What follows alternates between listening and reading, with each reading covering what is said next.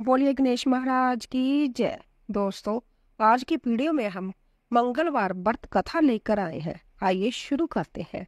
व्यास जी ने कहा, एक बार नैमिषारण्य तीर्थ में 80,000 मुनि इकट्ठित होकर प्राणों की ज्ञाता श्री सूत जी से पूछने लगे, हे महामुनि, हम आपने हमें अनेक पुराणों की कथाएं सुनाई हैं। अब कृपा करके हमें ऐसा व्रत और कथा बताइए जिसके करने से संतान की प्राप्ति हो तथा मनुष्य को रोग शोक अग्नि सर्व दुख आदि का डर दूर हो, क्योंकि कलयुग में सभी जीवों की आयु बहुत कम है। फिर इस पर उन्हें रोग चिंता के कष्ट लगे रहेंगे, तो फिर वह श्री हरि के चरणों में अपना ध्यान कैसे लगा सकेंगे। श्री सूत जी बोले, हे मुनियों, आपने लोक कल्याण के लिए बहुत ही उत्तम बात पूछी है। एक बार युधिष्ठिर ने भगवान श्री कृष्ण से लोक कल्याण के लिए यही प्रश्न किया था। भगवान श्री कृष्ण और युधिष्ठिर का संवाद तुम्हारे सामने कहता हूँ, ध्यान देकर सुनो। एक समय पांडवों की सभा में श्री कृष्ण जी बैठे हुए थे। तब युधिष्ठिर ने भगवान श्री कृष्ण से प्रश्न किया, हे प्रभु, हे नंदनंदन गोविंद, आपने मेरे लिए अनेकों कथाएं सुनाई है। आज आप कृपा करके ऐसा व्रत या कथा सुनाएं जिसके करने से मनुष्य को रोग चिंता का डर समाप्त हो और उसको पुत्र की प्राप्ति हो। हे प्रभु, बिना पुत्र के जीवन व्यर्थ है। पुत्र के बिना मनुष्य नरकगामी होता है। पुत्र के बिना मनुष्य पितृ ऋण से छुटकारा नहीं पा सकता और ना ही उसका पुण्य नामक नरक से उद्धार हो सकता है। अंततः पुत्रदायक व्रत बतलाइए। श्री कृष्ण जी भगवान बोले, हे राजन, मैं एक प्राचीन इतिहास सुनाता हूँ, आप उसे ध्यानपूर्वक सुनो। कुंडलपुर नामक एक नगर था। उसमें नंदा नामक एक ब्राह्मण रहता था।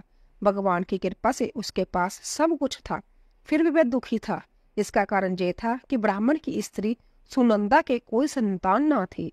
सुनंदा पतिव्रता थी, भक्तिपूर्वक श्री हनुमान जी की आराधना करती थी।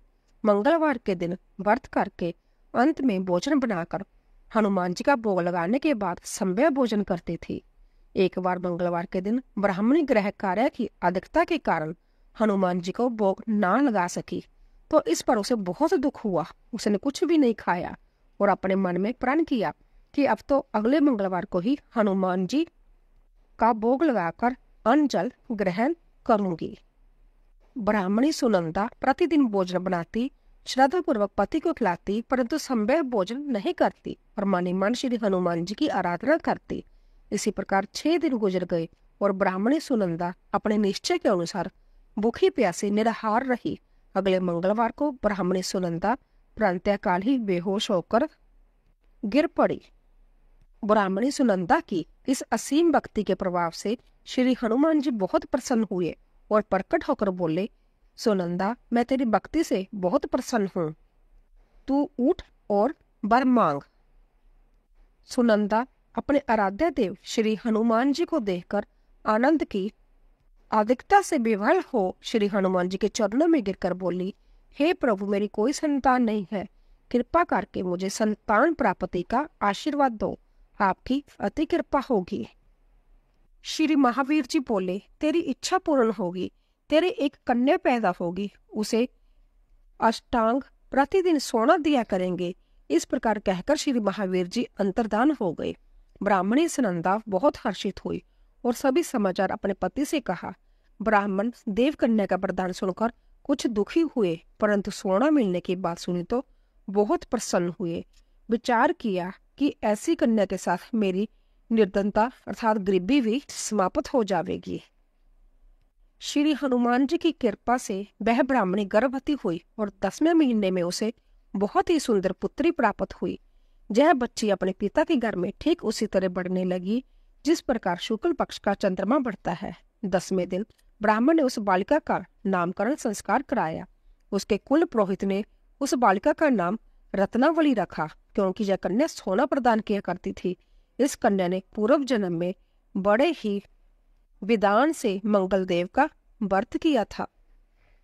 रत्नावली का अष्टांग बहुत सा सोना देता था। उस सोने से नंदा ब्राह्मण बहुत ही धनवान हो गया। अब ब्राह्मणी भी बहुत अभिमान करने लगी थी। समय बीतता रहा। अब रत्नावली 10 वर्ष की हो चुकी थी।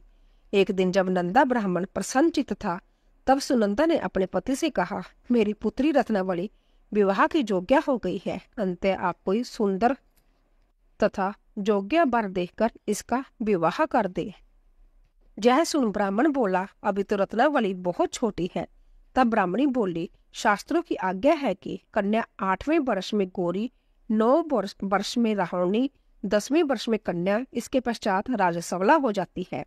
गौरी के दान से पाताल लोक की प्राप्ति होती है, रोहिणी के दान से वैकुंठ लोक की प्राप्ति होती है, कन्या के दान से इंद्र लोक में सुखों की प्राप्ति होती है। अगर हे पति देव राजसवला का दान किया जाता है तो घोर नरक की प्राप्ति होती है। इस पर ब्राह्मण बोला, अभी तो रत्नावली मात्र 10 ही वर्ष की है और मैंने तो 16-16 साल की कन्याओं की विवाह कराई है, अभी जल्दी क्या है। तब ब्राह्मणी सुनंदा बोली, आपको तो लोभ अधिक हो गया लगता है। शास्त्रों में कहा गया है कि माता पिता और बड़ा भाई राजसवला कन्या को देखते हैं तो वह अवश्य ही नरकगामी होते हैं। तब ब्राह्मण बोला, अच्छी बात है, कल मैं अवश्य ही योग्य वर की तलाश में अपना दूत भेजूंगा।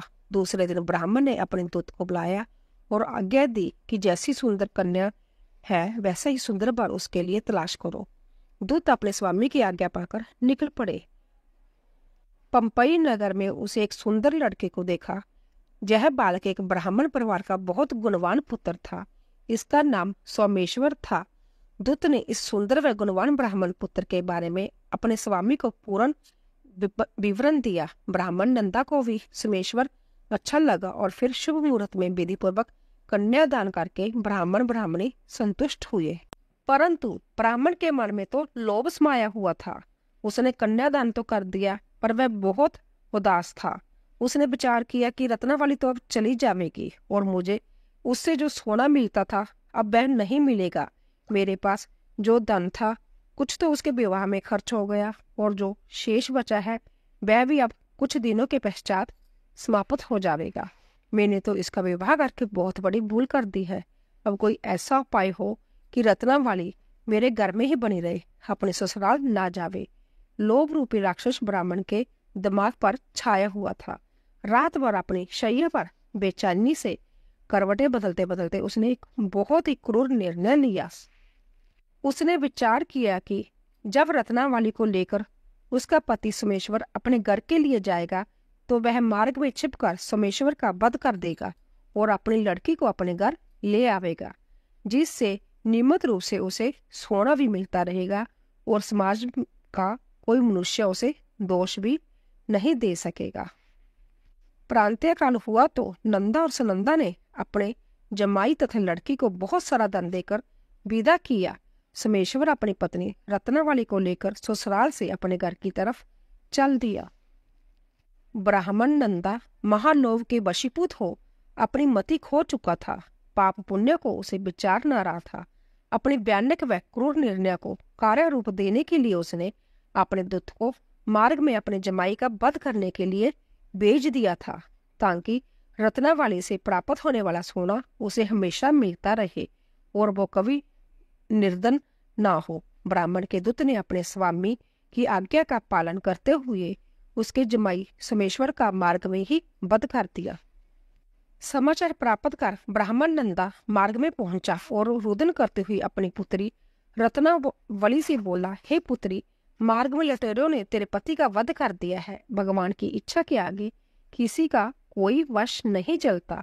अब तू घर चल, वहां पर ही रहकर शेष जीवन व्यतीत करना।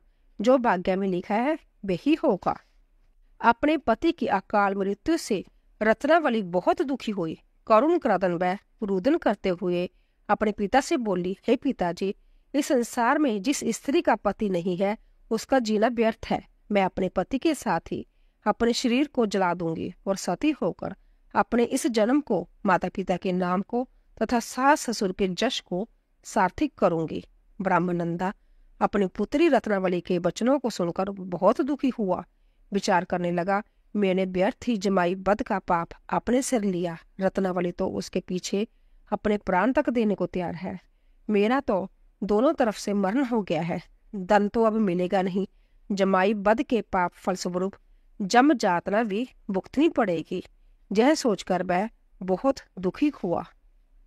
सोमेश्वर की चिता बनाई गई। रत्नावली सती होने की इच्छा से अपने पति का सिर अपनी गोद में रखकर चिता में बैठ गई। जैसे ही सोमेश्वर की चिता को अग्नि लगाई गई, वैसे ही प्रसन्न हो मंगलदेव वहां प्रकट हुए और बोले, हे रत्नावली, मैं तेरे पति भक्ति से बहुत प्रसन्न हूँ, तू वर मांग।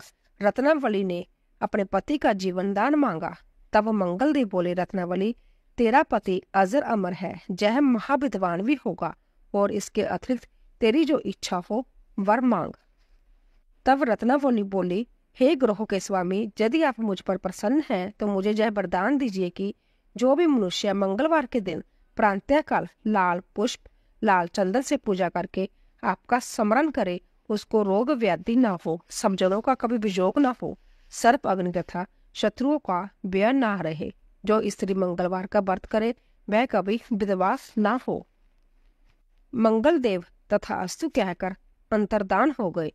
सोमेश्वर मंगलदेव की कृपा से जीवित हो उठा। रत्नावली अपने पति को पुण्य प्राप्त कर बहुत प्रसन्न हुई और मंगलदेव का व्रत प्रत्येक मंगलवार को करके व्रतराज और मंगलदेव की कृपा से इस लोक में सुख ऐश्वर्य को भोगते हुए अंत में अपने पति के साथ स्वर्ग लोक को गई।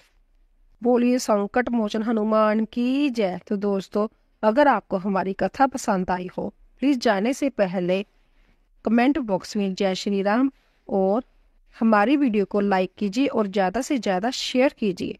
आप सभी का धन्यवाद।